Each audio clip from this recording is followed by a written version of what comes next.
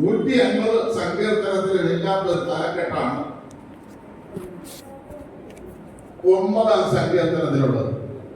എന്താണ്?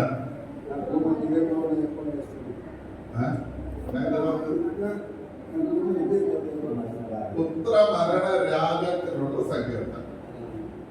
പുത്രമരണ രാഗം. വേദപുസ്തകത്തിലെ വേറൊരു സങ്കീർത്തനമാണ് ഭവന പ്രതിഷ്ഠാ ഗീതം. അതെന്താ സങ്കീർത്തനം?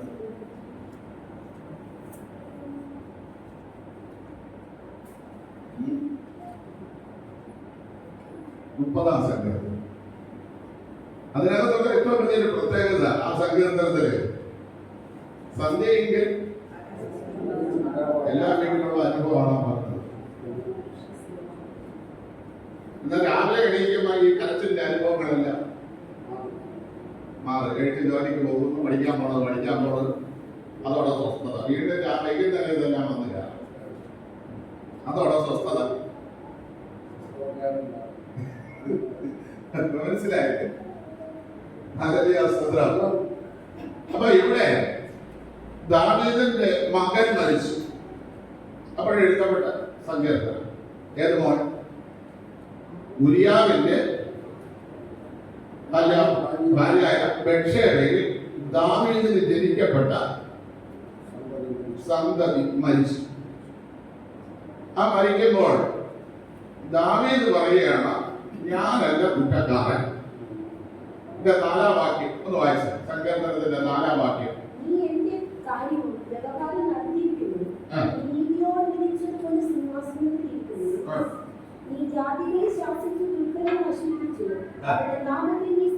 നോക്കണമേ, നീ എന്റെ കാര്യത്തിന് ഒരു വ്യവഹാരം വാദം നടത്തി.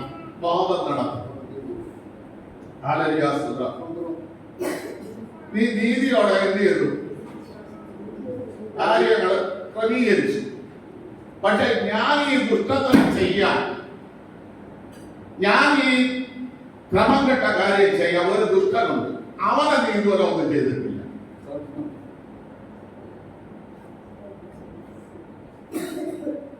എന്റെ ഈ കുഞ്ഞ് മരിക്കാനും, എനിക്ക് ഈ കുഞ്ഞ് ജനിക്കാനും, എനിക്ക് അതിനു വേണ്ടി ഞാൻ ഒരാളെ കൊല്ലാനും ഒക്കെ എനിക്ക് കൂട്ടുനിന്ന ഒരു ദുഷ്ടനുണ്ട്. ഇതുവരെ നീ അവന്റെ പേര് നീ മാച്ചു കളയണം. ഇല്ലെങ്കിൽ അവൻ ഇനി എന്ത് ചെയ്യും? എന്നെ കൊണ്ട് ഇതേപോലുള്ള തെറ്റ് ചെയ്യിപ്പിക്കും. എന്ത് പിടിയിക്കും? ഇതേപോലുള്ള തെറ്റ് ചെയ്യിക്കും. ഒരു കൊല ചെയ്യണേക്കാൾ ശിക്ഷ കൂടുതലാക്കാണ് ആ കൊല ചെയ്യിപ്പിക്കുന്നതാണ് കുറ്റം. ഇത് കോടതിയിൽ ഈ നിയമം വന്നത് തന്നെ ഈ വേദപുസ്തകത്തിൽ നിന്നാണ്. വ്യവഹാരം എന്ന് പറയുന്ന വക്കീൽ അത് വ്യക്തമാക്കണമെങ്കിൽ പ്രവൃത്തിയുടെ പുസ്തകം 24-ാം അധ്യായം 1 തൊട്ട് അധ്യായം 3 വരെ വായിക്കുമ്പോൾ ഒരു വക്കീൽ എങ്ങനെ വാദിക്കുന്നു എന്നുള്ളതിനെ കുറിച്ച് അവിടെ എഴുതിയിട്ടുണ്ട്. പൗലോസിന്റെ ന്യായവാദം നടക്കുന്നു. അപ്പൊ ഇതിനകത്ത് ദാവീദിനെ ആര് പ്രേരിപ്പിച്ചു? ദാവീദിനെ ആ ദുഷ്ടൻ ആര്? ആ ദുഷ്ടനെ ദാവീദിനൊന്നും ചെയ്യാൻ പറ്റാത്ത കാരണമെന്ന് ഇതൊക്കെ നമ്മൾ അറിഞ്ഞിരിക്കണം. ദാവീദിനൊരു തെറ്റ് പറ്റി, ശരിയാ. ആ തെറ്റ് പറ്റിയപ്പോൾ ദാവീദ് വലിയ കാര്യങ്ങൾ എഴുത്തെഴുതി ആരെയും കൊടുത്തേച്ചു. ഊരിയാവിന്റെ തന്നെ കൊടുത്തേച്ചു. യൂരിയാവ് എന്തിനാണ് പോകുന്നത്? ദാവീദിനെ രക്ഷിക്കാൻ, ദാവീദിന്റെ രാജ്യത്തെ രക്ഷിക്കാൻ യുദ്ധത്തിനാണ് പോകുന്നത്.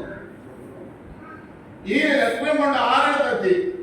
യോവാബിന്റെ അടുത്തെത്തി. യോവാബ് ഇപ്പൊ ആരാണ്? പടത്തലവനാണ്. പടത്തലവൻ ആരെയാണ് പ്രസാദിപ്പിക്കേണ്ടത്? പടച്ചേർത്തവനെ പ്രസാദിപ്പിക്കണമെങ്കിൽ പടത്തലവൻ എന്ത് ചെയ്യണം?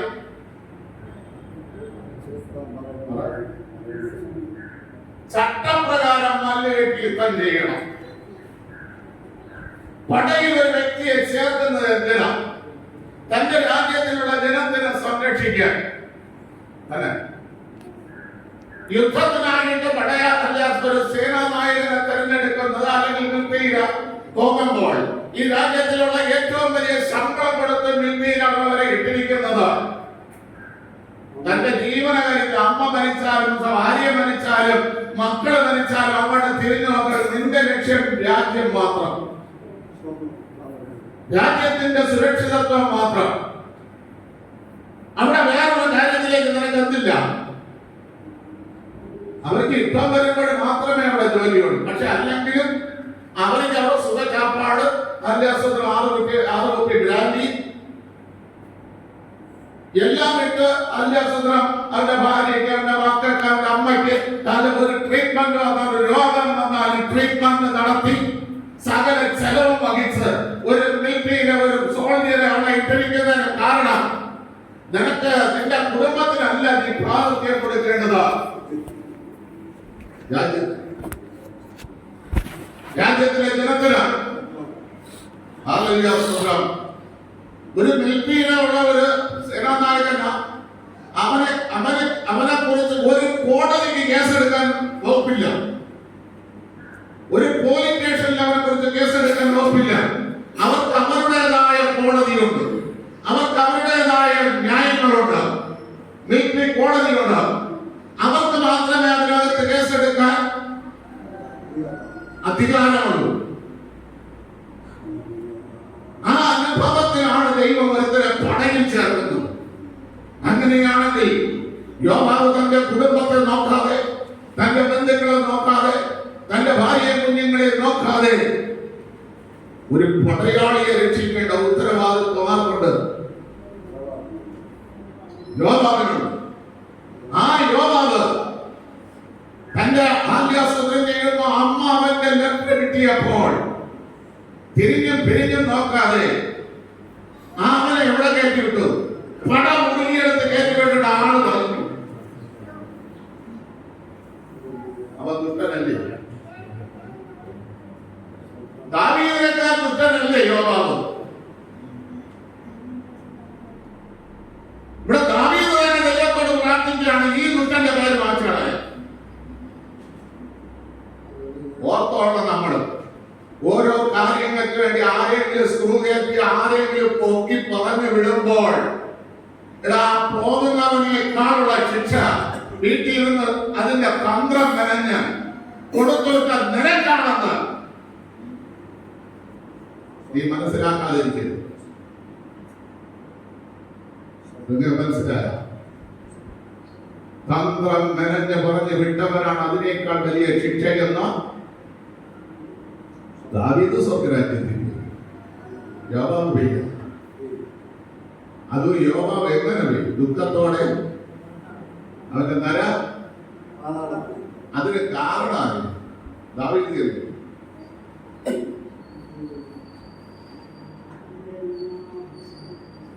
സംശയമാണ്. ദാവീദ് മോന്റെ അടുത്ത് പറഞ്ഞു, എടാ എന്റെ ചെരുപ്പില് അവൻ രക്തക്കറ പുരട്ടി, അതുകൊണ്ട് ഒരു കാരണവശാലും അവൻ എന്ത് ചെയ്യരുത്, നേരായ രീതിയിൽ മരിക്കരുത്. സുവിശേഷത്തിനകത്ത് നീ ഒരു കറ വീഴ്ത്തിയിട്ടുണ്ടെങ്കിൽ ചെരുപ്പ്, സമാധാനത്തിന്റെ സുവിശേഷ ചെരുപ്പ്, അതിനകത്ത് നീ ഒരു കറ നിന്റെ തന്ത്രം കൊണ്ട്, നിന്റെ കുബുദ്ധി കൊണ്ട്, നിന്റെ ഇതായിരിക്കുന്ന ആദ്യാസ്ത്രം ചെയ്യുന്ന ആദിബുദ്ധി കൊണ്ട് നീ ഒരു കറ ഇട്ടിട്ടുണ്ടെങ്കിൽ, ഒരു കറ വീഴ്ത്തിയിട്ടുണ്ടെങ്കിൽ നീ എവിടെ പോകില്ല. ഈ ആടിയതും പാടിയതും വെറുതെ സമയം ചെലവഴിച്ചതും എല്ലാം എന്താണ്? വ്യർത്ഥമായി പോകും. 9-ാം സങ്കീർത്തനത്തിൽ ഇതിന്റെ ഉത്തരമാരുടെ രാഗത്തെ കുറിച്ച് മാത്രമാണ് ഞാൻ പറഞ്ഞത്, അല്ലെ? കഴിഞ്ഞ പ്രാവശ്യം എന്തോ ഏതോ പോട്ടെ. ഇപ്പോ നിങ്ങൾക്ക് അതിന്റെ കാര്യം കുറച്ചൊക്കെ മനസ്സിലായ. നമ്മൾ ദൈവസന്നിധിയിൽ ജീവിക്കുന്ന അത്ര ദൈവ ഭയത്തോടെ വേണം. ആരെങ്കിലും കുത്തിയിളക്കി വിട്ട് ഒരുത്തന് നേരെ ന്യായവാദമുണ്ടാക്കി അവനെ കുറ്റവാളിയാക്കി അവനെ തന്ത്രപൂർവ്വം മെനഞ്ഞ് അവനെ ദൈവസന്നിധിയിൽ നിന്ന് അന്യപ്പെടുത്തുന്ന ഒരു പ്രവൃത്തി എന്നിൽ നിന്ന് നിങ്ങളിൽ നിന്ന് വന്നിട്ടുണ്ടെങ്കിൽ അവൻ നേരോടെ എവിടെ പോകില്ല. കാരണം അവന്റെ കർത്താവ് ഒരു ആത്മാവിന്റെ വില സർവലോകത്തേക്കാളും വില ഉള്ളത്. ആ ആത്മാവിനെ നശിപ്പിക്കാൻ, ആ ആത്മാവിനെ അത് ഇല്ലാതാക്കാൻ, ആ ആത്മാവിനെ ദൈവസന്നിധിയിൽ നിന്ന് തള്ളിക്കളയാൻ നമുക്ക് അധികാരമുണ്ട്. അധികാരം എന്റെ ദൈവത്തിന് മാത്രമേ ഉള്ളൂ. അത് അവൻ എപ്പോഴും കണക്ക് തീർക്കും. ലോകാവസാനം അതുവരെ ദുഃഖങ്ങളോടെ ഇരുന്നോട്ട് പാട്ടെ അല്ലേ? വളരുന്നു. എങ്ങനെ വളരും? നല്ല കൊയ്ത്തോളം വളരട്ടെ. അവന്റെ മരണം വരെ വളരട്ടെ. സഭയ്ക്ക് വിരോധമായിട്ട്, സഭാപ്രവർത്തനങ്ങൾക്ക് വിരോധമായിട്ട്, ദൈവജനത്തിന് വിരോധമായിട്ട്, ദൈവജനത്തിന് ആരാധിക്കാൻ താമസിക്കാതെ ദൈവത്തിന്റെ ആത്മാവിനോട് വെല്ലുവിളിച്ചുകൊണ്ട് അവൻ സഭയ്ക്കകത്ത് എത്ര തന്നെ ഇരുന്നാലും അവൻ ഇരുന്നോടുമട്ടെ. അവൻ ദുഷ്ടനാണെന്ന് ദൈവത്തിനറിയാം. അവന്റെ നാള് ദൈവം കുറിച്ചു വെച്ചിട്ടുണ്ട്. ആ നാളിൽ ദൈവം അവനെ കൊയ്തു മാറ്റും. അതുവരെ നമുക്കവനെ കൊയ്തു മാറ്റാൻ ഒരു അധികാരവും ഇല്ല. ദാവീദ് എടുത്തു കൊടുത്തപ്പോഴും യോവാബ് ചിന്തിക്കണം, ഞാനാണ് ഇവന്റെ നേതാവ്, ഞാൻ പറഞ്ഞതനുസരിച്ചിട്ടാണ് ഇവൻ യുദ്ധം ചെയ്യുന്നത്. അതുകൊണ്ട് ഇവന്റെ ജീവനെ സംരക്ഷിക്കേണ്ട ഉത്തരവാദിത്വം ദൈവം എന്റെ മക്കളായി ഏൽപ്പിച്ചിരിക്കുന്നത്. ഇല്ലേ? ചിന്തിച്ചോളെ. അമ്മാവന്റെ എഴുത്ത് കിട്ടിയപ്പോൾ ഇതിനകത്തൊക്കെ ബന്ധത്വം, ആത്മീയ ജീവിതത്തിനകത്ത് ബന്ധത്വം ഉണ്ടെന്ന് കയറ്റി കളിക്കരുത്. കളിച്ചാൽ കളി ദൈവം പഴി.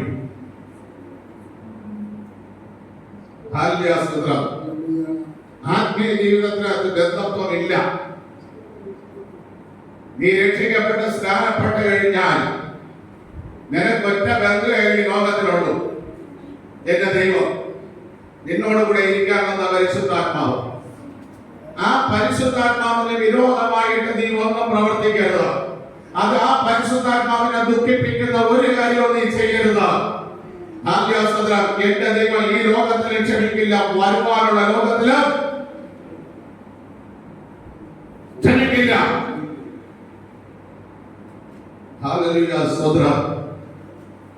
അതിനെ ദുഃഖിപ്പിക്കുന്ന കാര്യം നീ ചെയ്യരുത്.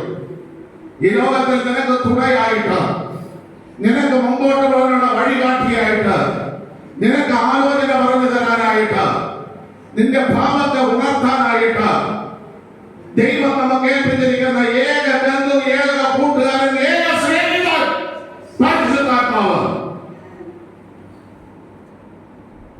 അവന് വിരുദ്ധമായിട്ട്, ആ പരിശുദ്ധാത്മാവിന് വിരുദ്ധമായിട്ട് ഇതെന്റെ ചേച്ചിയാണ്, ഇതെന്റെ അളിയനാണ്, ഇതെന്റെ സഹോദരനാണ്, ഇതെന്റെ മാമനാണ്, ഇതെന്റെ മാമന്റെ മോനാണ്, ഇതെങ്ങനെ വളഞ്ഞിരിക്കും കുറെ ബന്ധത്വം കൊണ്ടുവന്ന സഭയ്ക്കകത്ത് അതിന്റെ ബന്ധത്വത്തിന്റെ ഇഷ്ടം നീ ചെയ്താൽ നീ ദൈവസന്നിധിയിൽ ദുഷ്ടനായി മാറുന്നു. ദൈവ ഭയം നിനക്ക് നഷ്ടപ്പെടുന്നു. ഹല്ലേലൂയ, സ്തോത്രം. യഹോശാഫാത്ത് രാജാവാകുന്നതിന് മുമ്പേ അതിന്റെ ദൈവം പറഞ്ഞു, അതിന്റെ യഹോശാഫാത്ത് രാജാവായപ്പോൾ 2 ദിനവൃത്താന്ത പുസ്തകം 19 അധ്യായം അതിന്റെ 8 വാക്യം ഒന്ന് വായിച്ചു. 19:5.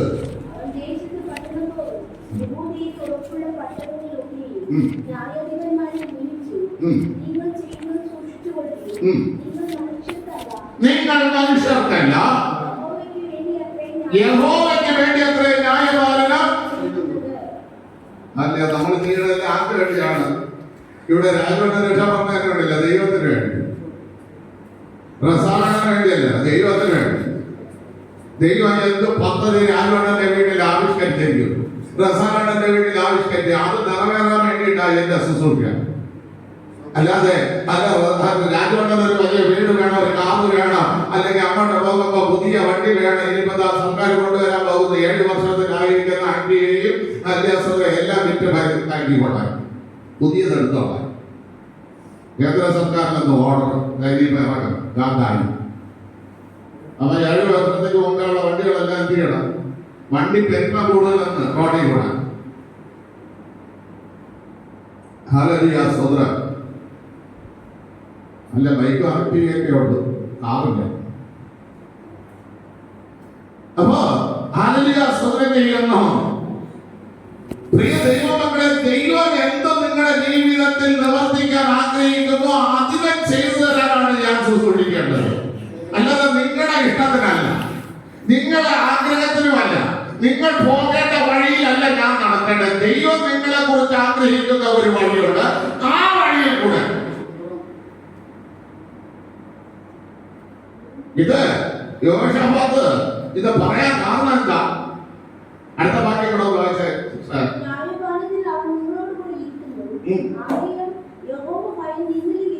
നോക്കണമേ, ന്യായപാലനത്തിൽ ആരാണ് കൂടെ ഇരിക്കുന്നത്? ദൈവം കൂടെ ഇരിക്കുന്നു. അതുകൊണ്ട് ദൈവ ഭയമാണ് നിങ്ങൾക്ക് വേണ്ടത്, അല്ലാതെ മനുഷ്യ ഭയമല്ല.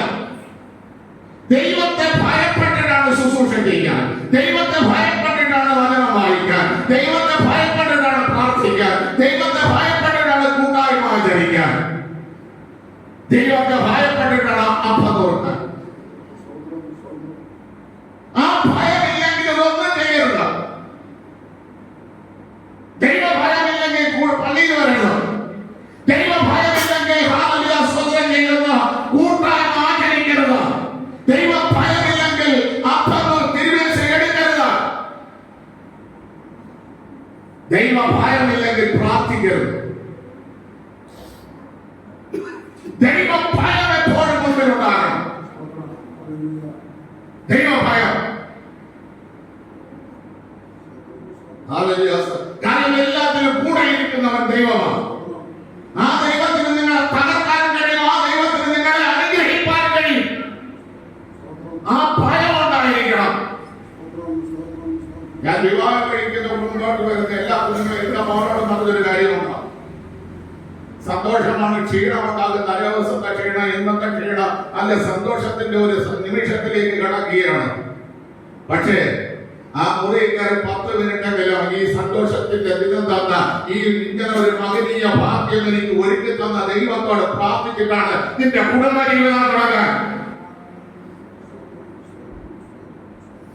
ആ ദൈവത്തോട് പ്രാർത്ഥിച്ചിട്ട് അനേകർക്ക് കിട്ടാത്തൊരു ഭാഗ്യം. ഞാൻ എന്റെ സഭയിൽ ഞാനിരുന്നപ്പോ വിവാഹം കഴിഞ്ഞിട്ടുള്ള എല്ലാവരോടും ഞാൻ പറഞ്ഞിട്ടുണ്ട്, എന്റെ മോനോടും പറഞ്ഞിട്ടുണ്ട്. 10 മിനിറ്റ് സമയം, എത്ര ഫോട്ടോ എടുക്കാൻ നീ സമയം മാറ്റി വെച്ചു, എത്ര പ്രാവശ്യം നിന്റെ കൂട്ടുകാരോട് ചെലവിടാൻ നീ സമയം മാറ്റി വെച്ചു, താമസിച്ചു വന്ന ബിരുദർക്ക് ആഹാരം കൊടുക്കാൻ വേണ്ടി കാത്തു നിന്നില്ലേ? അങ്ങനെയാണെങ്കിൽ നിന്നെ ഈ പദവിയിൽ എത്തിച്ച, നിനക്ക് ഈ പദവി തന്ന, നിനക്കൊരു കുടുംബ ജീവിതം തന്ന ആ ദൈവത്തിന്റെ മുമ്പിൽ 10 മിനിറ്റ് മാറ്റി വെച്ചിട്ട് വേണം ബാക്കി നിന്റെ ജീവിതത്തിലേക്ക് തുടങ്ങാൻ. അപ്പോഴാണ് ഈ ദൈവ ഭയമുള്ള കുടുംബ ജീവിതം നയിക്കാൻ നിനക്ക് പറ്റുന്നത്. ആണോ ഉറപ്പാണ് ഞാൻ പറഞ്ഞെത്തിട്ടുണ്ടോ? ഉണ്ടോ രാജോടോ? എന്റെ ഉപദേശം ഇതാ. ഇനി ആരൊക്കെ തിരുത്താൻ പറഞ്ഞാലും ഇങ്ങനെ അല്ല ഭാഷ അങ്ങനെ പറയാൻ പറഞ്ഞാലും പറയാൻ പറ്റില്ല. കാരണം എനിക്ക് തന്ന സൗഖ്യമില്ല, ദൈവ ഭയം നിന്നിലുണ്ടാകണം. ദൈവത്തെ ഭയപ്പെട്ടിട്ട് നീ ഓരോ കാര്യങ്ങൾ ചെയ്യണം. ഇവിടെ പറയുന്ന രാജാവ്, നിങ്ങൾ ചെയ്യുന്ന ഏത് കാര്യത്തിനകത്തും ദൈവ ഭയം നിങ്ങൾക്കുണ്ടാകണം. കാരണം ഇവിടെ എത്തിച്ചിരിക്കുന്നത് ദൈവമാണ്, ഈ പൊസിഷനിൽ കൊണ്ടുവന്നത് ദൈവമാണ്. കാരണം യോശാഫാത്ത് ഒരു തെറ്റ് ചെയ്തു, അതുകൊണ്ടാണ് ഇത് പറയേണ്ടി വന്നത്. എന്ത് തെറ്റ്? യോശാഫാത്ത് എന്ത് തെറ്റിയത്? ആ ഒരു ദുഷ്ടന്റെ കൂടി യുദ്ധത്തിന് പോയി.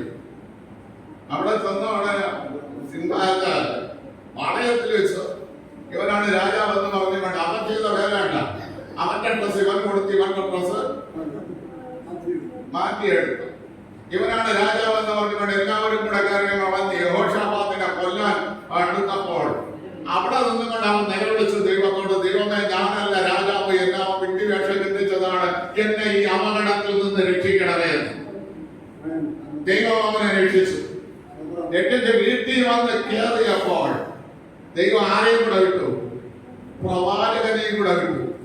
അവൻ വീട്ടിൽ വന്ന് കയറിയ ഉടനെ ഒരു ദൂത് പ്രവാചകൻ മറ്റ് 19:1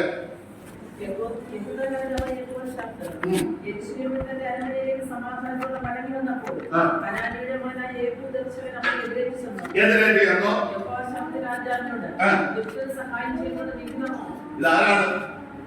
ഇത് ദുഷ്ടനെന്ന് പറഞ്ഞ ആരെയാണ്? ആരാണ്? സംബന്ധ വഴിയിലെ ബന്ധു, രക്തബന്ധം. മനസ്സിലായില്ലേ? പ്രധാനമന്ത്രി ജോണിക്കുട്ടിയുടെ മക്കളെ പോലെ രക്തബന്ധമല്ലേ? നാരായണന്റെ അജയൻ എന്ന് പറയുന്ന പ്രസാദന്റെ രക്തബന്ധമല്ലേ? പക്ഷെ ദൈവം കണ്ട എന്താണ്? ഒരുത്തായി ഒരാളാര്? ദുഷ്ടൻ.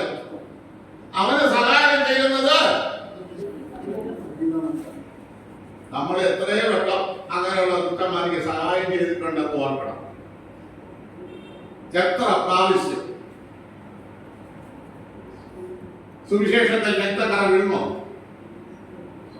പാപത്തിന്റെ മലിനീകരണം സുവിശേഷത്തിനകത്ത്, വിശുദ്ധ വേദപുസ്തകത്തിലെ തിരുവചനത്തിനകത്ത് വീഴുമോ? അങ്ങനെ വീഴ്ത്തിയ നമ്മള് പോകുമോ വഴിയിലോട്ട്? ചിന്തയില്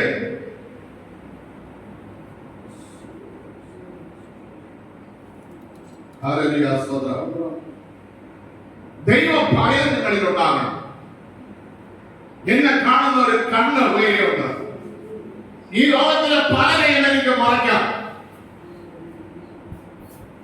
ഇല്ലേ? അപ്പൻ കാണാതെ തെറ്റ് ചെയ്യുക, അമ്മ കാണാതെ തെറ്റ് ചെയ്യുക, ഭാര്യ കാണാതെ തെറ്റ് ചെയ്യുക, ഭർത്താവ് കാണാതെ തെറ്റ് ചെയ്യാം. കാണുന്ന ഒരു കണ്ണ് ഉയരുണ്ടെന്നുള്ള കാര്യം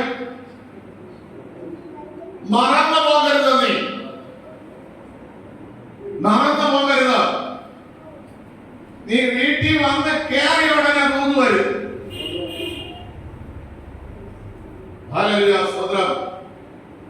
യൂദ ഇതിനെ കുറിച്ചൊരു കാര്യം പറഞ്ഞിട്ടുണ്ട്. യൂദ 6 വാക്യമാണ്. നിങ്ങളുടെ വാട്സപ്പ് കത്ത് കൊള്ളാത്ത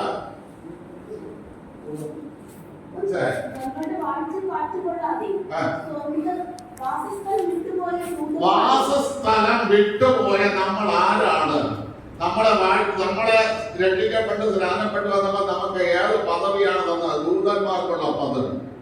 നമ്മൾ ആ പദവി, ആ കാര്യം ചെയ്യാതെ ഞാൻ പലപ്പോഴും ചിന്തിക്കാറുണ്ട്. അന്ത്യവസത്തിന് ഇടയ്ക്ക് മാണിക്യവിളാകത്തൊരു ചർച്ചിൽ ശുശ്രൂഷിക്കാൻ പോകുമ്പോൾ ഞാൻ പറഞ്ഞു, വാസപ്രാർത്ഥന വെച്ചാൽ അന്ത്യവസത്തിന് ചെയ്യുന്നു 7 സെക്ഷനുണ്ട്. വാസപ്രാർത്ഥനയ്ക്ക് എത്ര സെക്ഷൻ ഉണ്ട്? ഒരു ദിവസം 3 സെക്ഷൻ. രാവിലെ, മധ്യസ്ഥ പ്രാർത്ഥന, വൈകുന്നേരം, അങ്ങനെ 7 സെക്ഷൻ. 7 സെക്ഷനില് പകുതിയിലെങ്കിലും പങ്കെടുക്കാതെ അതിൽ നിങ്ങളുടെ വാ തുറക്കണമെന്റെ വാക്യകത്ത് ദൈവം മണ്ണ് വാരി ചരല് വാരിട്ട്.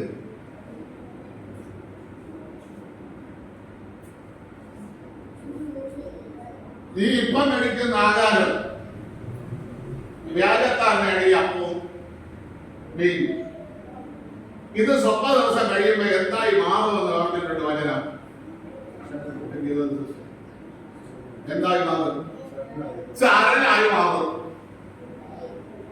ഒരു സുഖവും കിട്ടൂല. ഈ തിരുവേറ്റ എടുത്തെന്ന് പറഞ്ഞോണ്ട്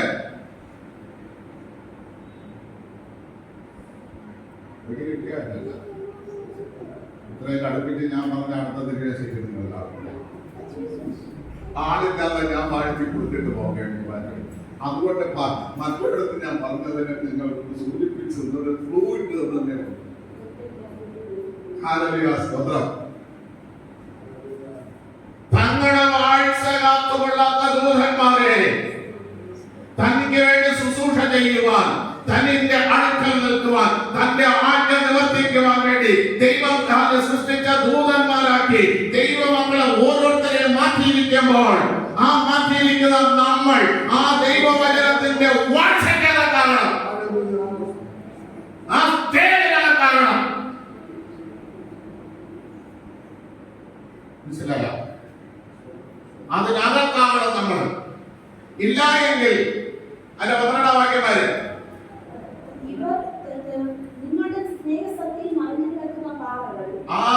അല്ലാത്ത വ്യക്തികൾ വിശുദ്ധ വേദപുസ്തകത്തിനകത്ത് പറയപ്പെടുന്ന സ്നേഹ സത്യക്കകത്ത് മറഞ്ഞു കിടക്കുന്ന പാറകൾ. ദാവീദ് ഒരു വിരുന്ന് നടത്തി. എന്തിനു വേണ്ടി?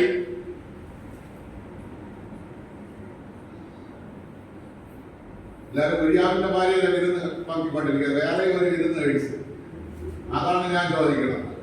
എല്ലാവരും ആരെങ്കിലും ഒരു വാക്യം കിട്ടിയ ആ വാക്യത്തിൽ നമ്മൾ എന്ത് ചെയ്യരുത്?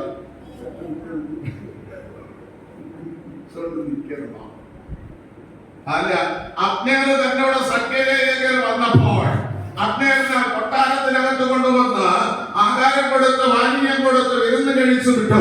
എന്തിനാ വിരുന്ന് കഴിച്ചു വിട്ടത്?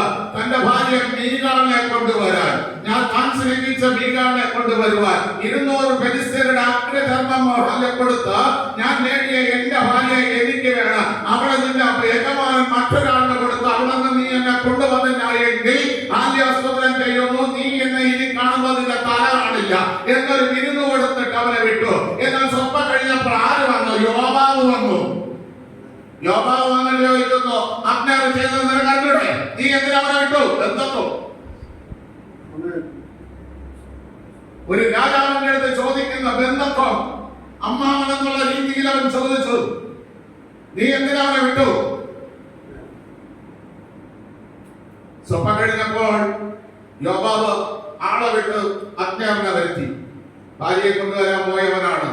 അവരുടെ കുടുംബത്തിലെ ആഗ്രഹം സാധിപ്പിച്ചു കൊടുക്കാൻ പോയ വിരുന്ന കഴിച്ചിട്ട് പോയവനെ അബ്നേറിനെ യോവാബ് വിളിച്ചു.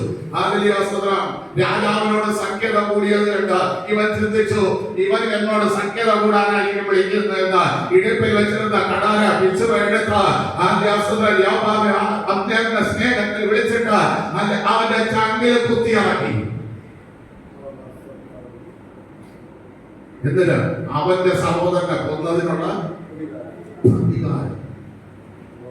പല ദൈവമക്കൾ ഇങ്ങനെയാണല്ലേ, മനസ്സിനകത്ത് പ്രതികാരം വെച്ചുകൊണ്ട് ദൈവത്തെ ആരാധിക്കരുത്.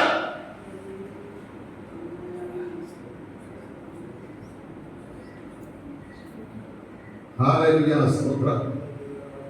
ഇത് കണ്ടാ ദാവീദ് പറഞ്ഞത്. മറ്റതും വിട്ടു. എന്റെ ചെരുപ്പിൽ അവൻ എന്ത് ചെയ്തു? ഒരു ചാക്കിൽ കെട്ടി അബ്നേറിന്റെ പേരം കൊണ്ടുവരുമ്പോൾ ദാവീദ് വിലാപം പാടി, ഈ രക്തത്തിൽ എനിക്ക് പങ്കില്ല, ഞാൻ അറിഞ്ഞത് പോലുമല്ല ദൈവമേ, എന്നോട് ക്ഷമിക്കണമേ എന്ന് പറഞ്ഞുകൊണ്ട് ദാവീദ് നിലപാട് വീഴുന്നു. ഇങ്ങനെയുള്ളവർ നമ്മുടെ സ്നേഹ സത്യയിൽ മറഞ്ഞു കിടക്കുന്ന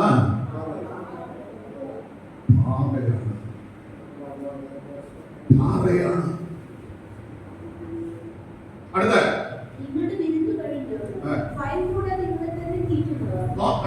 ഭയം കൂടാതെ ഉരിയാവിനെ കൊന്നിട്ട് ഒരു ലജ്ജയോ ഒരു ഭയവും ഇല്ലാതെ ദാവീദിന് ഒരു ലെറ്റർ കൊടുത്തയക്കുകയാണ്. അല്ലേ? ഒരു ദൈവഭയം ഉണ്ടാവുന്നത്. പടമൂഴി പടക്കകത്ത് ശക്തമായ പോരാട്ടം നടന്നു. നിന്റെ ദാസനായ ഉരിയാവ് പടയിൽ പട്ടുപോയി എന്ന് പറഞ്ഞാൽ നിന്റെ കാര്യം ഞാൻ എന്ത് ചെയ്തിട്ടുണ്ട്? ഭംഗിയോടെ ചെയ്തോ എന്ന്. 6 ദിവസവും ദൈവത്തെ ഭയപ്പെടാതെ നമ്മുടെ ഇഷ്ടത്തെ ഭംഗിയോടെ ചെയ്തിട്ട് വന്നിരുന്നു വേണ്ട ഇല്ലേ?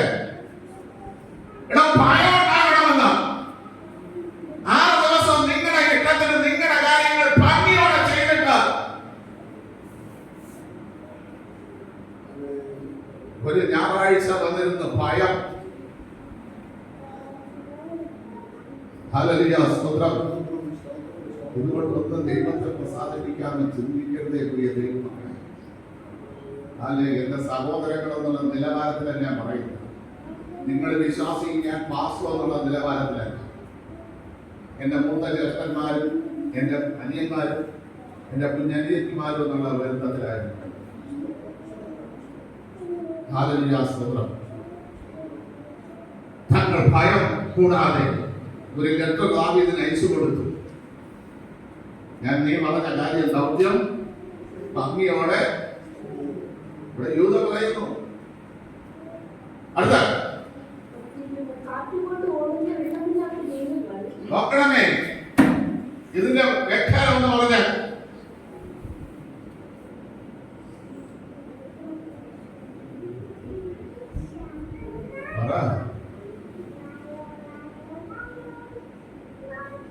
ഭൂമിയെ ദൈവം വേർതിരിക്കുമ്പോൾ വെള്ളം എവിടെയൊക്കെ വെച്ചത്? മേഘത്തിലും ഭൂമിയിൽ നിന്ന് ഒരു സൈഡിലോട്ട് മാറ്റി.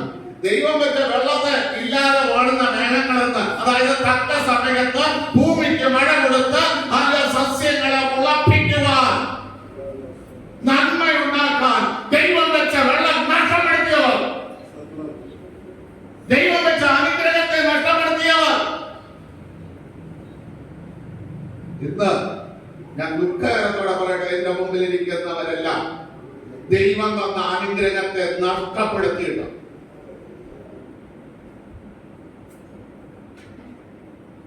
വേദനയുണ്ട്. വെള്ളമില്ലാതെ ഓടുന്ന മേഘങ്ങളായിട്ട് ദൈവസന്നിധിയിൽ വന്നിരിക്കുന്ന എന്റെ സഹോദരങ്ങൾ, ഉൽപ്പത്തി പുസ്തകത്തിലല്ലേ ദൈവം മേഘത്തിൽ വെള്ളം വെച്ചത്? എന്തിനാ? അത് സസ്യങ്ങൾ കുടിക്കേണ്ടതിനോ തക്ക സമയത്ത് ജനത്തിന് മഴ കൊടുക്കാൻ. അതിലെ കുടുംബത്തിന് നന്മ കൊടുക്കാൻ വേണ്ടി ദൈവം ആക്കി വെച്ച ഭർത്താക്കന്മാർ, അപ്പന്മാർ, അത് കൊടുക്കാൻ കഴിയാത്ത വെള്ളമില്ലാത്ത മേഘങ്ങൾ, വെള്ളമില്ലാത്ത മേഘങ്ങൾ, മക്കളെ കൊണ്ട് കരയിപ്പിക്കുന്ന മേഘങ്ങൾ, ഭാര്യയെ കൊണ്ട് പ്രകോപിപ്പിക്കുന്ന മേഘങ്ങൾ.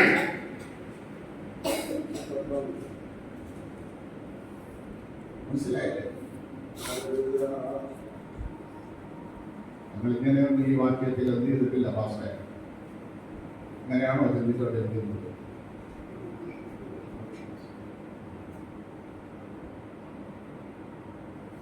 ഹല്ലേലൂയ, സ്തോത്രം. എന്റെ ഭാര്യയ്ക്ക് വേണ്ടുന്ന നന്മയും അവർക്ക് സന്തോഷം കൊടുത്ത് അവൾ പ്രകോപിപ്പില്ല. മക്കളെ വളർത്തേണ്ട രീതിയിൽ വളർത്തി അവരെ ആഗ്രഹങ്ങൾക്ക് അവർക്ക് സപ്പോർട്ട് ചെയ്ത് അവരെ പരിജ്ഞാനം കൊടുത്ത് ജ്ഞാനം കൊടുത്ത് അവരെ വളർത്തിയാൽ അവർ നമ്മളോട് എതിർക്കില്ല. ഇത് നഷ്ടപ്പെട്ടു പോയ മേഘങ്ങൾ, ഇതിന് കഴിയാതെ പോയ മേഘങ്ങൾ. ഹല്ലേലൂയ, സ്തോത്രം. ശബ്ദ ഘടകരത ക്ഷാരത ക്ഷാരത. ഹല്ലേലൂയ, സ്തോത്രം. സങ്കടമുണ്ട് നിങ്ങളെയൊക്കെ കാണുമ്പോൾ, വേദനയുണ്ട്. ഹല്ലേലൂയ, സ്തോത്രം. പറ, നഷ്ടപ്പെട്ടു പോയത് കർത്താവേ എനിക്ക് വേണം, എന്നിൽ നീ തന്ന അനുഗ്രഹം എനിക്ക് വേണം. എനിക്ക് ഇനിയെങ്കിലും എന്റെ കുടുംബത്തിനെങ്കിലും പ്രയോജനമാകണം. നാട്ടുകാർക്കല്ലെങ്കിലും എന്റെ കുടുംബത്തിനകത്തെങ്കിലും ഞാൻ വെള്ളമുള്ള മേഘമായി മാറണം. അടുത്ത വാക്യം വായിച്ചാൽ ഹല്ലേലൂയ, സ്തോത്രം. നോക്കണമേ, ഇല പൊഴിഞ്ഞു പോയി, തണുപ്പില്ല. ഇല തണുക്കുമ്പോൾ എന്ന് നമ്മൾ മനസ്സിലാക്കാൻ കർത്താവ് പറഞ്ഞു. യഹൂദൻ പുഷ്ടിപ്പെടാൻ തുടങ്ങുന്നു. ഇല പൊഴിയുമ്പോൾ യഹൂദൻ അവന്റെ പുഷ്ടി നഷ്ടപ്പെട്ടു. ഇല തളുത്ത് തുടങ്ങുമ്പോൾ യഹൂദൻ പുഷ്ടിപ്പെടാൻ തുടങ്ങി. ഹല്ലേലൂയ, സ്തോത്രം. ഇതൊരു അടയാളമാണ്.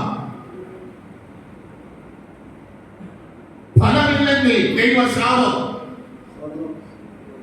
അല്ലേ? അതാ 21:19 വായിക്കുമ്പോൾ അതിന്റെ ഫലമില്ലാത്തൊരു അസ്ഥിയെ കണ്ടു. അതിനെന്ത് ചെയ്തു? ദൈവം ശപിച്ചു. മർക്കോസ് 11:20 വായിക്കുമ്പോൾ അത് എങ്ങനെ ഉണങ്ങി? വേരോടെ ഉണങ്ങി. വേരോടെ ഉണങ്ങി. ദൈവ ഭയമില്ലാത്തൊരു വ്യക്തി അങ്ങനെയാണ്,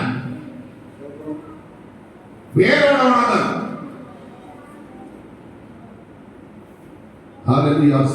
അടുത്ത വായിലെ 20 പുസ്തകം.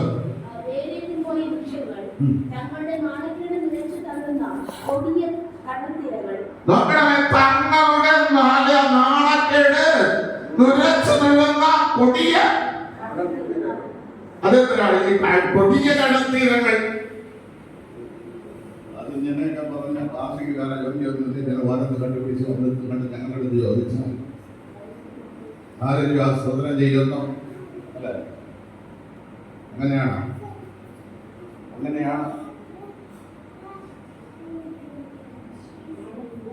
കൊടിയ കടത്തീരങ്ങൾ. യെശയ്യാ 57:20. തങ്ങളുടെ നാണക്കേട് തുരച്ചു തുള്ളുന്ന കൊടിയ കടത്തീരങ്ങൾ.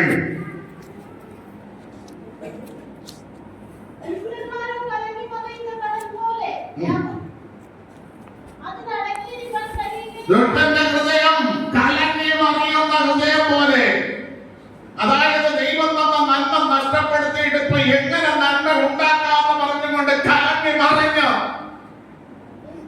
മറിഞ്ഞ് ജീവിക്കുന്ന ദുഷ്ടന്മാർ. നിങ്ങളിൽ നിന്ന് നല്ലതൊന്നും പുറത്തു വരില്ല. പുറത്തു വരുന്നത് എന്താ വരുള്ളൂ? അതിലടങ്ങിയിരിക്കാൻ കഴിയില്ല.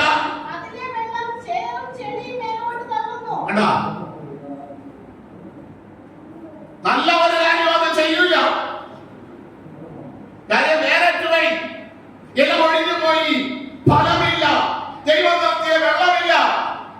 ഇനി ഇതിൽ നിന്ന് നല്ലതൊന്നും വരൂല. പുറത്തേക്ക് വന്നുകൊണ്ടിരിക്കുന്നത് ചെളിയും ചേറും മാത്രം. ഈ അനുഭവത്തിൽ നമുക്കൊന്ന് മാറ്റം വരണ്ടേ? വരണ്ടേ? ഈ അനുഭവത്തിൽ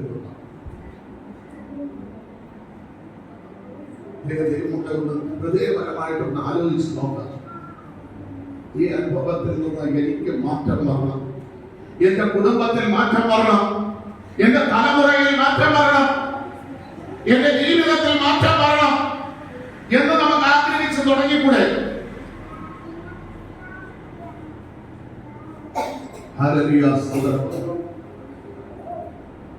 എന്ന് ആത്മാർത്ഥമായി നമ്മൾ ആഗ്രഹിച്ചാൽ, നമ്മുടെ ജീവിതത്തിൽ ദൈവ ഭയം വന്നാൽ വാഗ്ദത്തം നിറവേറും അല്ലെ? വാഗ്ദത്തം ഇളകാത്ത വാഗ്ദത്ത രാജ്യം നമുക്ക് വേണ്ടി ദൈവം വാഗ്ദത്തം ചെയ്തിരിക്കുന്നത് കൊണ്ട് നിങ്ങൾ എന്ത് ചെയ്യണം? ഭയത്തോട് ഭയവും ഭക്തിയോട് ഭക്തിയും കൂട്ടിക്കൊള്ളണം. ഇല്ലെങ്കിൽ നമ്മുടെ ദൈവം ദഹിപ്പിക്കുന്ന അഗ്നിയായി മാറും. നമുക്ക് അതിമഹത്തായ വാഗ്ദത്തം ദൈവം വെച്ചിട്ടുണ്ട്. ആ വാഗ്ദത്തം അവകാശമാക്കാൻ, ആ വാഗ്ദത്തം നമ്മൾ പ്രാപിക്കാൻ ദൈവഭയം കൂടിയേ തീരൂ. ദൈവഭയം കൂടിയേ തീരൂ. വേണ്ട പ്രിയ ദൈവമക്കളെ, നമ്മുടെ അനുഗ്രഹത്തിന് തടസ്സമായി നിൽക്കുന്ന ഒന്നും നമുക്ക് വേണ്ട, ഒന്നും വേണ്ട. എല്ലാവരും പറഞ്ഞു രോഗം വന്ന് ഞങ്ങൾ സമം ഉണ്ടാക്കി സ്നാനപ്പെടാൻ പോകുമ്പോൾ ആഭരണം മാറ്റാൻ പോകുന്നു. വിറ്റ് നിന്ന് ജീവിച്ച കുടുംബം വിറ്റ് തിന്നാൻ വേണ്ടി എന്ത് ചെയ്തു? പെന്തക്കോസ്തിന്റെ മോന്റെ പേരെന്ന് പറഞ്ഞ സ്നാനപ്പെടാൻ ഇറങ്ങി തിരിച്ചെന്ന് പറഞ്ഞുകൊണ്ട് എല്ലാ കുടുംബങ്ങളും വേരൽച്ചുകൊണ്ടപ്പോൾ ഞാൻ പറഞ്ഞു, എനിക്ക് ആവശ്യം നിങ്ങളെയല്ല, എനിക്ക് ആവശ്യം നിങ്ങളുടെ സ്നേഹബന്ധമല്ല, എന്റെ തലമുറയാണ് എനിക്ക് ആവശ്യം. നിങ്ങളുടെ ബഹുമാനം എനിക്ക് വേണ്ട, നിങ്ങളുടെ സ്നേഹബന്ധങ്ങൾ എനിക്ക് വേണ്ട, നിങ്ങൾ തരുന്ന ഒരു പദവിയും എനിക്ക് വേണ്ട. എനിക്ക് ആവശ്യം എന്റെ തലമുറയുടെ രക്ഷയാണ്. അവന്റെ രക്ഷയെ നിങ്ങൾ തരുമെന്ന് നിങ്ങൾ എനിക്ക് ഉറപ്പുക. പ്രിയ ദൈവമക്കളെ, നമുക്ക് തന്നിരിക്കുന്ന ഒരു കുടുംബമാണ്. ആ കുടുംബത്തിന്റെ രക്ഷയാ നമുക്ക് ആവശ്യം. നമുക്ക് തന്നിരിക്കുന്ന തലമുറ 1 or 2 ആകട്ടെ, ആ തലമുറയുടെ അനുഗ്രഹമാണ് നമ്മുടെ ലക്ഷ്യം. ആ തലമുറ ദൈവഭയമുള്ളതായി വളരുന്നതാണ് നമ്മൾ ആഗ്രഹിക്കേണ്ടത്, അല്ലാതെ ബന്ധുക്കളുടെ സാന്നിധ്യമല്ല. അത് മാത്രം നിങ്ങൾ ശ്രദ്ധിക്കുക. നിങ്ങൾക്കറിയില്ല, അല്ലെ പട്ടിണിയും പരിഭവമായിട്ട് നടക്കുന്ന 2 ഏക്കർ വസ്തു ഉണ്ടെങ്കിലും ആദ്യാസത്തിന്റെ ജീവിതത്തിൽ പട്ടിണിയും പരിഭവമായി നടക്കുമ്പോഴും ഞാൻ കളയാത്ത 2 സാധനങ്ങളുണ്ട്. 9ാം ക്ലാസ്സിൽ പഠിക്കുമ്പോഴാണ് 2 പവന്റെ മാല തീർത്തു. അതും എറിയ ബനിയൻ, നെഞ്ചിലെ മുടിയൊക്കെ വെളിയിൽ കാണിച്ച് എറിയ ബനിയനും ഇട്ട് ആ മാല എടുത്തിടുമ്പോൾ, ഞാൻ 10ാം ക്ലാസ്സിൽ പഠിക്കുമ്പോഴാണ് കണ്ണപ്പനുണ്ണി എന്ന് പറഞ്ഞ സിനിമ ഇറങ്ങിയത്. ആ സിനിമയ്ക്കകത്ത് അല്ല നസീർ പുലിനകത്തിലുള്ള മാല ഇട്ടിട്ടുണ്ട്. കണ്ടിട്ടുണ്ടാരെങ്കിലും? പുലിനകം വെച്ച മാല അങ്ങോട്ടും ഇങ്ങോട്ടും ഇട്ടിട്ടുണ്ട്. ചെന്ന് പറഞ്ഞ് തട്ടാക്കടുത്ത് പറഞ്ഞ് മാലയിൽ അങ്ങനെ തീർത്ത് ആര്യാസത്തിന് ഇവന്റെ വേണ്ടി സ്നാനപ്പെടുന്നത് വരെ മാറ്റാത്ത ഒരു മാലയാണ്. ഇത്രയും മോഹിച്ച സാധനം എന്റെ തലമുറയ്ക്ക് വേണ്ടിയാണ് ഞാൻ ഒരുങ്ങിയത്. മനസ്സിലായില്ലേ? ഇത്രയും അങ്ങനെയാകണം, അങ്ങനെയാകണം. നമുക്ക് ഏറ്റവും വലുത് നമ്മുടെ തലമുറയാണ്.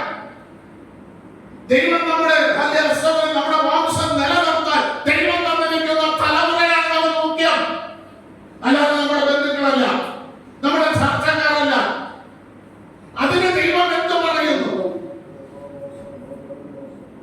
അതിന് ദൈവം എന്ത് ഉപദേശം നമ്മളെ മുന്നിൽ വെക്കുന്നു? മാറ്റേണ്ടതുണ്ടെങ്കിൽ മാറ്റണം, വെറുക്കേണ്ടതുണ്ടെങ്കിൽ വെറുക്കണം, വേർപെടേണ്ടതുണ്ടെങ്കിൽ വേർപെടണം. എന്നിട്ട് ദൈവത്തിന്റെ പാദപീഠത്തിൽ വാ. ധൈര്യമായിട്ട് എനിക്ക് പറയാൻ കഴിയും, ഉറപ്പോടെ പറയാൻ കഴിയും. കാര്യം ഇത് അനുഷ്ഠിച്ചവരാണ് ഞാൻ.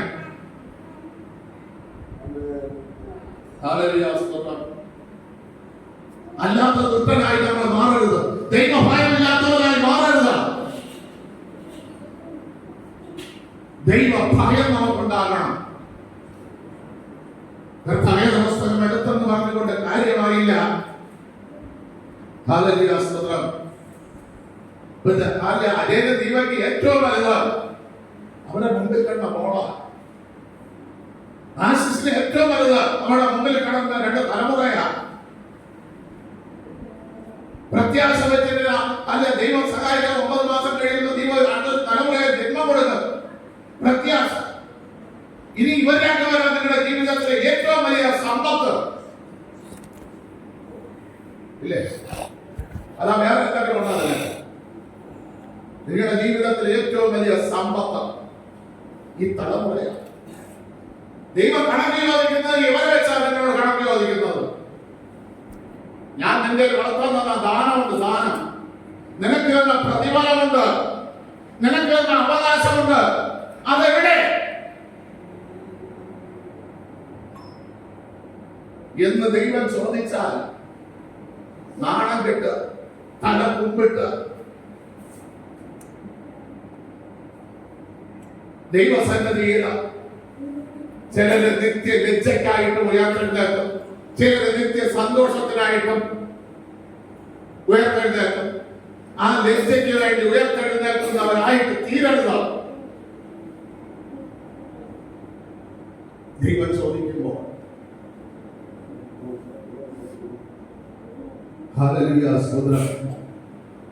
മനസ്സിലായോ? ദൈവം ചോദിക്കും, എവിടെ മക്കളെ കുറിച്ച് പറയുന്നത്? അവകാശം, ദാനം, ഉദരഫലം, പ്രതിഫലം. നമ്മുടെ അവകാശം എന്ന് പറയുന്നത് നമ്മുടെ മക്കളാ. നമ്മുടെ അവകാശം പ്രതിഫലം, നമ്മളെ ഈ ഭൂമിയിൽ ജീവിച്ചിരിക്കുന്ന അത്രയും വർഷത്തിന്റെ പ്രതിഫലം ഏതെന്ന് വെച്ചാൽ നമ്മുടെ മക്കളാ.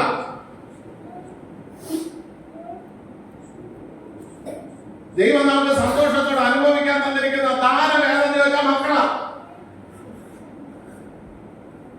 ഇതെവിടെയെന്ന് ചോദിച്ചാൽ ഒരു മോളോട്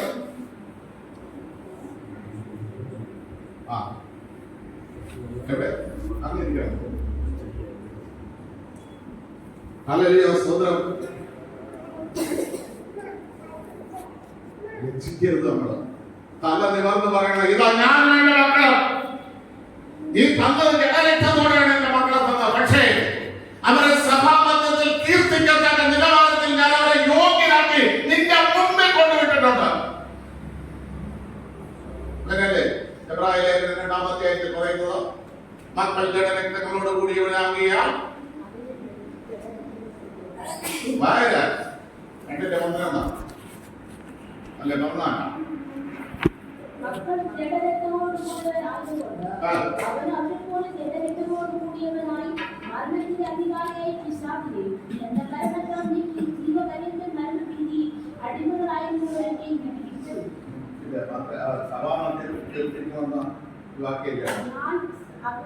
ഞാൻ നിന്റെ നാമത്തെ എന്റെ സഹോദരന്മാരോട് കീർത്തിക്കും. സഭാമധ്യത്തിൽ ഞാൻ നിന്നെ സ്തുതിക്കുമെന്നും ഞാൻ അവരിൽ ആശ്രയിക്കുമെന്നും ഇതാ ഞാൻ ദൈവം എനിക്ക് തന്ന മക്കളും. സഭാമധ്യത്തിൽ യഥാർത്ഥത്തിൽ സ്തുതിക്കണമെങ്കിൽ ആരുടെ വേണം?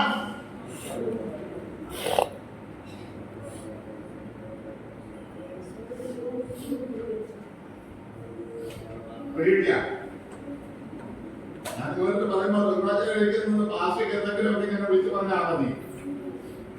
അതിനെ കൂടാതെ ഈ 3.5 വർഷം കഴിഞ്ഞ് നിങ്ങളുടെ അടുത്ത് എന്തെങ്കിലും കാര്യം ഞാൻ പറഞ്ഞിട്ടുണ്ടോ? വചനത്തിൽ ഇല്ലാത്ത എന്തെങ്കിലും ഒരു കാര്യം പറഞ്ഞിട്ടുണ്ടെങ്കിൽ പറ.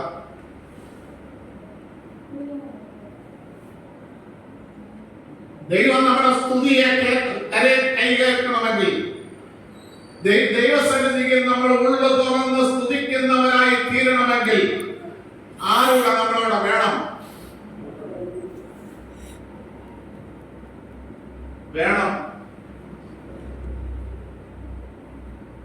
ഇല്ലെങ്കിൽ നമുക്ക് കഴിയില്ല.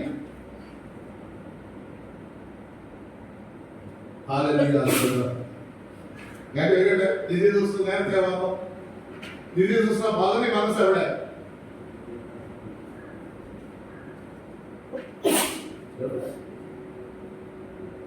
ആരോമലല്ലേ അറിയിക്കുന്ന ആരോമൽ ഇപ്പൊ എവിടെ?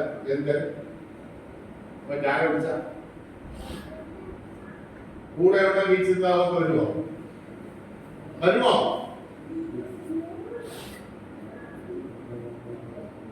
നമ്മുടെ പകുതി ജീവൻ എവിടെയാണ്? നമ്മുടെ മക്കളിലാണ്. ഞാൻ അങ്ങനെ വിശ്വസിക്കുന്നത്.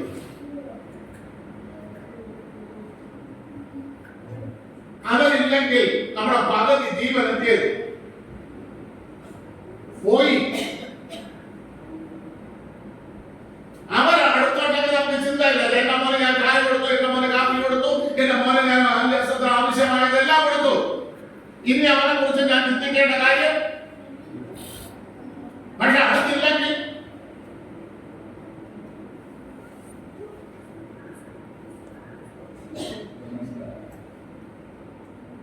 ഈ ആഴമായ സ്നേഹം നമ്മൾ നിലനിൽക്കുന്നത് ദുർബലത്തിലാണ്.